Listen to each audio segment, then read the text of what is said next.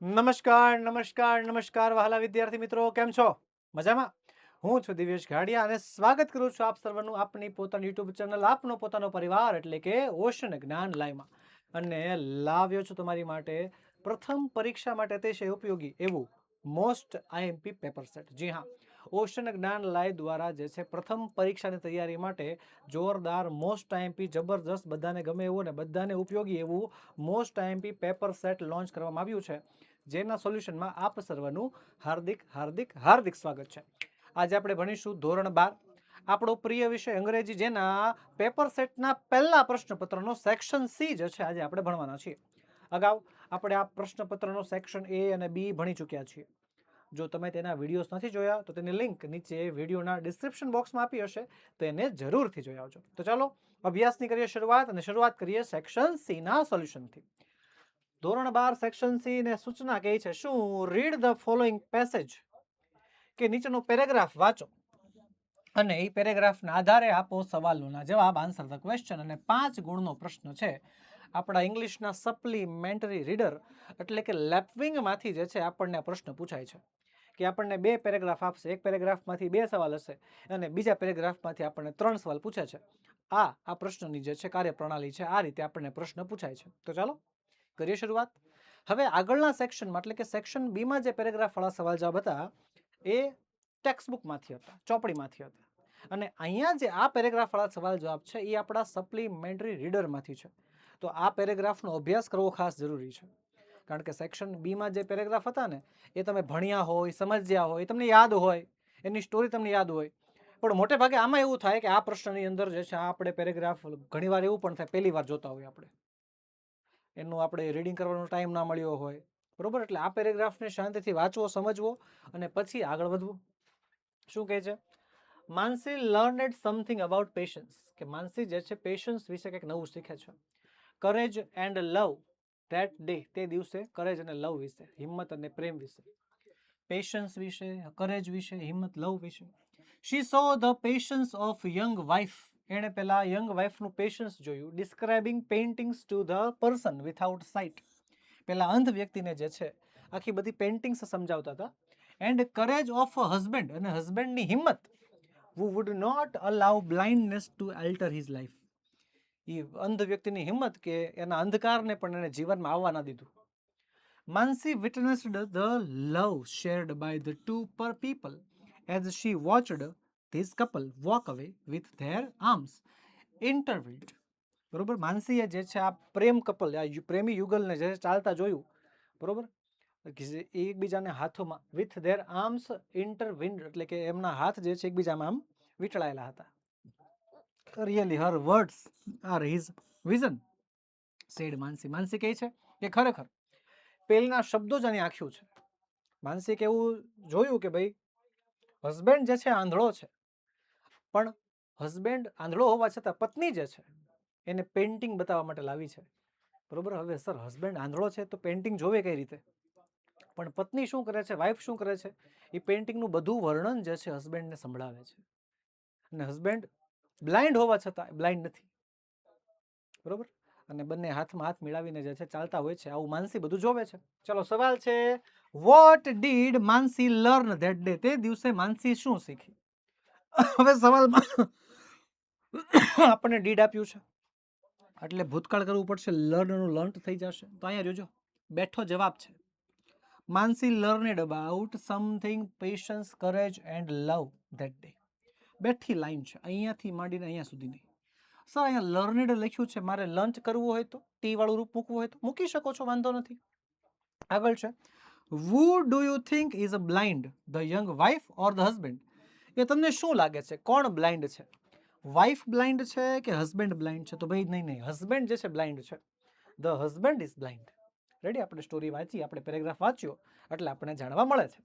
ચલો હવે આગળ વધીએ. આગળ વધતા પહેલા વહાલા વિદ્યાર્થી મિત્રો ખાસ નોંધ, આ પેપરનું સોલ્યુશન છે, બરોબર છે. ઓશન જ્ઞાન લાઈવ દ્વારા જે પ્રશ્નપત્રો મળ્યા છે એનું સોલ્યુશન છે. તો પ્રશ્નપત્ર તમને મળી ગયા છે? શું વાત કરો, નથી મળ્યા? લે, કેમ? અત્યારે જ આપણી એપ્લિકેશન ઓશન જ્ઞાન લાઈવ ડાઉનલોડ કરો અને એમાંથી તમને ધોરણ 12ના બધા જ વિષયના રેડી ટુ પ્રિન્ટ પ્રશ્નપત્રો અને સોલ્યુશન પણ મળી જશે પીડીએફ ફોર્મેટમાં. અત્યારે જ જલ્દી પ્રશ્નપત્રો નથી મેળવ્યા તો અત્યારે જ આપણી એપ્લિકેશન ડાઉનલોડ કરો અને તે પ્રશ્નપત્ર મેળવો. ચલો આગળ શું કહે છે? Early in the autumn of 1984 my mother began writing the story of her life. કે ઓટમ સિઝનના 1994ના વર્ષમાં મારી મમ્મીએ એના લાઈફ ઉપર સ્ટોરી લખવાનું ચાલુ કર્યું. She was an energetic woman. તે એક અતિ ઉત્સાહી સ્ત્રી હતી. ઇન હર 70s, એના 70ના દાયકામાં ચાલતી, 71-72 વર્ષની હશે. It was her desire to put down her thoughts and memories in her my book. એનો વિચાર હતો કે એને પોતાના બધા વિચારો છે, પોતાના થોટ્સ છે, પોતાની યાદો જે છે, એને પોતાની માય બુક નામની બુકમાં મૂકવા હતા. વન્સ શી કેમ ફોર ડિનર. એક વખત તે ડિનર માટે આવે છે ને મને કહે છે that she had to work on her book, કે એણે પોતાની બુક ઉપર કામ કરવું પડે એમ છે. I laughed and asked her. હું હસ્યો અને મેં પૂછ્યું her where the fire was, કે ક્યાં છે, ક્યાં આગ લાગી છે. The fire was inside her. આગ તો એની અંદર લાગી હતી. She finished her book in early December. December મહિનાના શરૂઆત ભાગમાં જેણે પોતાની બુક પૂર્ણ કરી. 3 days આફ્ટર ક્રિસમસ. ક્રિસમસના 3 દિવસ પછી હર કેન્સર વોઝ ડિસ્કવર્ડ. જાણવા મળ્યું કે એને કેન્સર છે. ક્રિસમસના 3 દિવસ પછી એમને જાણવા મળ્યું કે એને કેન્સર છે. And 3 months later she was dead. અને 3 મહિના પછી એની મૃત્યુ થઈ ગઈ હતી. દુઃખદ. ચાલો સવાલ છે. The narrator's mother began writing in the story of. તો કોના ઉપર? તો કે એની લાઈફ ઉપર, હર લાઈફ આવશે. Why did narrators mother develop the habit of writing. કે શા માટે લેખકના મમ્મીને જાગૃત્યુ થયું? શું? હેબિટ ઓફ રાઇટિંગ, લખવાની આદત ડેવલપ થઈ. તો જો the narrator's mother developed the habit of writing because she wanted to put down her thoughts. એને પોતાના વિચારોને, પોતાની મેમરીઝને જે છે એની માય બુકમાં મૂકવા હતા. What disease was detected to the narrator's mother. લેખકના મમ્મીને કયો રોગ થયો? કયો રોગ? કેન્સર. યસ, લખીશું cancer was detected in the narrator's mother. નેરેટરના મમ્મીને કેન્સર નામનો રોગ થયો હતો. ચલો વધીશું આગળ. Read the following passage and write its summary. Summarisation નામનો ટોપિક છે. 5 ગુણનો પ્રશ્ન છે કે આપણને જે અહીંયા પેરેગ્રાફ આપ્યો છે એનું આપણે સંક્ષેપીકરણ કરવાનું છે, શોર્ટમાં લખવાનું છે અને સાથે સાથે એક સરસ મજાનું ટાઇટલ પણ આપી દેવાનું છે. તો જો આપણને આ જે પેરેગ્રાફ આપ્યો છે એના માટે હું ટાઇટલ આપું છું. ટાઇટલ છે ધ પેશન્ટ મેન. અને અહીંયા જે છે નાનકડી એવી સમરી પણ તમારા માટે તૈયાર છે. વહાલા વિદ્યાર્થી મિત્રો, સમરી રાઇટિંગ કેવી રીતે કરવું, સંક્ષેપીકરણ કેવી રીતે કરવું, યાદ કેવી રીતે રાખવું, કયા કયા નિયમો છે, કઈ કઈ વાક્ય રચનાઓ છે, એના ઉપર ડિટેલમાં એક વિડીયો આવવાનો છે કેતન સર દ્વારા. જી હા, આપણી ચેનલ ઉપર જે છે સમરી રાઇટિંગ કેવી રીતે લખવું, સંક્ષેપીકરણ કેવી રીતે લખવું, એના ઉપર ડિટેલમાં વિડીયો આવવાનો છે. તો જો ચેનલમાં જોડાણા નથી, અત્યારે જોડાઈ જજો. અત્યારે ચેનલ સબસ્ક્રાઇબ કરી નાખજો. હાલો જલ્દી. હાલો, ત્યારબાદ આગળ વધીએ એની પહેલા ખાસ નોંધ વાલા વિદ્યાર્થી મિત્રો, ઓનલાઈન ટ્યુશન ક્લાસીસનું એક જ સરનામું, એટલે કે ઓશન જ્ઞાન લાઈવની બ્રહ્માસ્ત્ર બેચ. તમે વિચાર કરો, કોમર્સના વિદ્યાર્થીઓને માત્ર ને માત્ર 1999 રૂપિયામાં આખું વર્ષ ભણાવાય છે, એ પણ લાઈવ. જી હા, લાઈવ અભ્યાસ કરાવાય છે, લાઈવ ભણાવાય છે, બધા લેક્ચર લાઈવ હોય છે અને માત્ર ને માત્ર 1999 રૂપિયામાં તમામ વિદ્યાર્થીઓ બ્રહ્માસ્ત્ર બેચના તમામ શિક્ષકો પાસે જે છે લાઈવ જ્ઞાન પ્રાપ્ત કરે છે. સાથે સાથે હેન્ડ રિટન બુક પણ વિદ્યાર્થીઓને ફ્રી મળે છે. તો અત્યારે પણ તમે જોડાઈ શકો છો, હજી પણ જોડાઈ શકો છો. મોબાઈલ નંબર છે 70 46 22 22 54. ગમે ત્યારે તમે સંપર્ક કરીને આપણી બ્રહ્માસ્ત્ર બેચમાં તમે જોઈન થઈ શકો છો. હાલો આગળ વધીએ. શું કહે છે? Read the newspaper clipping and answer the question. Newspaper clipping વાંચો અને એના આધારે આપો સવાલના જવાબ. સરસ મજાની ન્યૂઝપેપર ક્લિપિંગ આપી હશે. હવે જો કોઈ જગ્યાએ તમને એવું સાંભળવા મળે કે આપણી ચેનલ ઉપર કે આપણી સંસ્થા ઉપર કે આપણા સાહિત્યમાં બેસ્ટ ન્યૂઝપેપર ક્લિપિંગ છે, મોસ્ટ આઈએમપી ન્યૂઝપેપર ક્લિપિંગ છે, ખોટી વાત છે. એવરી યર, દર વર્ષે બોર્ડના પેપરમાં નવી ન્યૂઝપેપર ક્લિપિંગ પૂછાય છે. નવી જ ન્યૂઝ હોય છે દર વર્ષે. એટલે કોઈ મોસ્ટ આઈએમપી નામની વસ્તુ એમાં આવતી જ નથી. ન્યૂઝપેપરમાં જે ન્યૂઝ આપી હોય વાંચવાની, સમજવાની, સવાલમાં એનો જવાબ લખી નાખવાનો. સવાલ છે why was the seminar organised. શા માટે આ સેમિનારનું આયોજન થયું હતું? તો ચાલો, the seminar was organised to propagate the concept of eco industrial parks એટલે કે EIP ફોર સસ્ટેનેબલ ડેવલપમેન્ટ. ત્યારબાદ વુ એડ્રેસીસ ધ સેમિનાર કે સેમિનારનું સંબોધન કોણ કરે છે? તો ડૉક્ટર KU મિસ્ત્રી કે જે ચેરમેન છે ઓફ ગુજરાત પોલ્યુશન કંટ્રોલ બોર્ડના, એ જે છે સેમિનારને સંબોધન કરે છે. ત્યારબાદ on vote thing did he emphasis કે કઈ વાત ઉપર, કયા મુદ્દા ઉપર તેઓ ભાર આપે છે? He emphasised programmes related to cleaner production technologies કે જે ક્લીનર પ્રોડક્શન ટેકનોલોજીસ હોય કે ટેકનોલોજી કે જે ક્લીન રીતે પ્રોડક્શન કરતી હોય and adoption of zero pollution અને પોલ્યુશન ઝીરો થાય, ઘટી જાય, એના ઉપર વધારે ભાર આપે છે. What did Arvind Agrawal state? Arvind Agrawal શું કહે છે? Arvind Agarwal stated that environmental protection and development are an integral part of sustainable development. Sustainable development નો જે છે આંતરિક ભાગ છે તે. What is needed according to the Arvind Agarwal? Arvind અગ્રવાલના મતે શેની જરૂર છે? તો according to Arvind Agrawal, issue related to the utilization of waste material કે ભાઈ વેસ્ટ મટીરિયલનો ફરીવાર ઉપયોગ કરવો as a resolution needed to be addressed and fully implemented. એને સંપૂર્ણપણે જે છે ઉપયોગમાં લેવું જરૂરી છે. ચાલો આગળ વધીએ એની પહેલા ખાસ નોંધ વહાલા વિદ્યાર્થી મિત્રો, તમે અત્યારે આપણા મોસ્ટ ટાઈમપી પ્રશ્નપત્ર ઓશન જ્ઞાન લાઈવ દ્વારા તૈયાર કરવામાં આવેલા પ્રથમ પરીક્ષાના મોસ્ટ ટાઈમપી પેપર સેટનું સોલ્યુશન મેળવી રહ્યા છો. રેડી? તો જે વિષયના પેપર સેટનું તમારે સોલ્યુશન લાઈવ જોતું હોય, વિડીયો સ્વરૂપે જોતું હોય, જો આપેલા છે બારકોડ, સ્કેન કરી લેજો. રેડી? તમે એના વિડીયોઝ જોઈ શકશો. બીજું, માત્ર પ્રશ્નપત્ર જોઈએ છે રેડી ટુ પ્રિન્ટ, મળી જશે. પ્રશ્નપત્ર સાથે સોલ્યુશન જોઈએ છે PDF સ્વરૂપમાં, એ પણ મળી જશે. ક્યાંથી? આપણી એપ્લિકેશનમાંથી. અત્યારે જ આપણી એપ્લિકેશન ડાઉનલોડ કરો, ઓશન જ્ઞાન લાઈવ નામ છે ને, PDF મેળવો. બરોબર? તમે ક્વેશ્ચન આન્સર માત્ર ને માત્ર સવાલ જોતા હોય, માત્ર ને માત્ર ક્વેશ્ચન પેપર જોતું હોય, સેલ્ફ પ્રેક્ટિસ માટે, પરીક્ષા લેવા માટે, પરીક્ષા કરવા માટે લઈ શકો છો. 5 પ્રશ્નપત્રો મોસ્ટ ટાઈમપી છે, એમાં જેટલા પણ મોસ્ટ ટાઈમપી સવાલો છે બધાનો સમાવેશ કરવામાં આવ્યો છે, તો એ તમે જોઈ શકો છો. રેડી? અને સાથે સાથે જવાબ પણ છે. ઓકે, ચાલો આગળ વધીએ. રીડ ધ ફોલોઈંગ સ્ટાન્ઝાસ, નીચેની પંક્તિઓ વાંચો અને સવાલોના આપો જવાબ. ચાલો.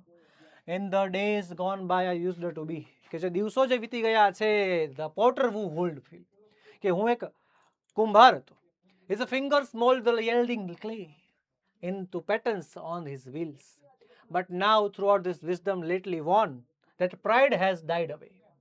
I have asked to be the potter and have learned to be the clay. સવાલ છે, what was the potter proud of? પોટરને એટલે કે કુંભારને શેના પર ગર્વ હતો? કવિ કહે છે કે હું એક સમયે કુંભાર હતો કે જે કેટલાય રંગબેરંગી ઘડાઓ વણતો, અને એ વાતનો એને ગર્વ હતો ને.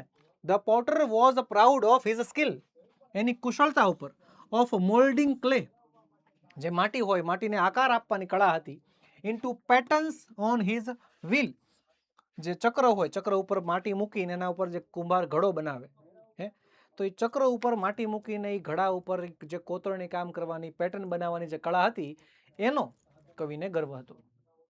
Vote is the potter's realisation after winning wisdom? જ્ઞાન પ્રાપ્ત થયા બાદ કવિનું શું રિયલાઇઝેશન હતું? કવિને શું સમજાણું? તો જો, આફ્ટર વિનિંગ વિઝડમ, જ્ઞાન પ્રાપ્તિ પછી, ધ પોટર રિયલાઇઝડ, કવિ સમજે છે કે he should be humble and become like clay instead of being a proud of like potter. એને કામ બનવું જોઈએ, શાંત બનવું જોઈએ.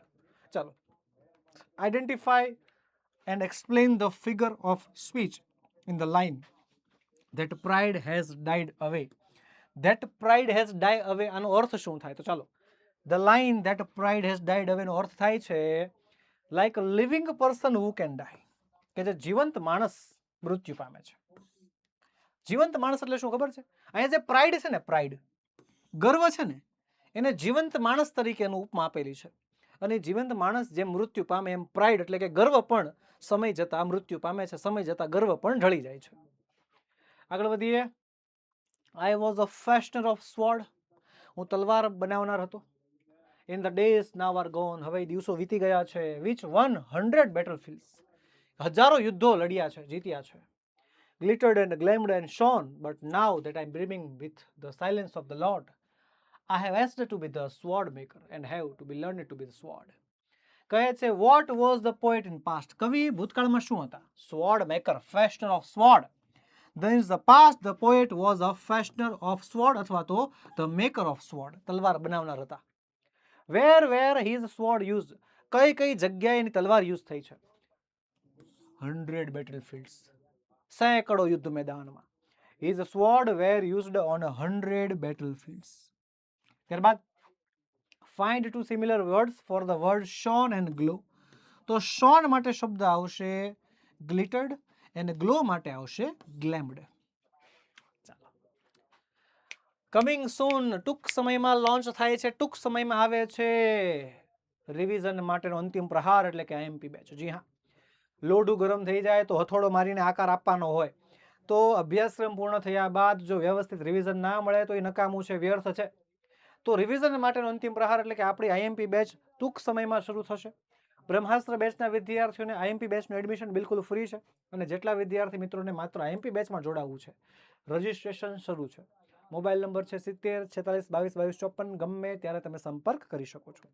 તો બસ વહાલા વિદ્યાર્થી મિત્રો, આજના વિડીયોમાં એટલું જ. આજે આપણે ભણ્યા પેપર સોલ્યુશનમાં પેપર નંબર 1 સેક્શન સી. મળીશું આવતા વિડીયોમાં સેક્શન ડી ના સંપૂર્ણ સોલ્યુશન સાથે. તો ચાલો મળીએ. જય હિન્દ, જય ભારત, જય જય ગરવી ગુજરાત.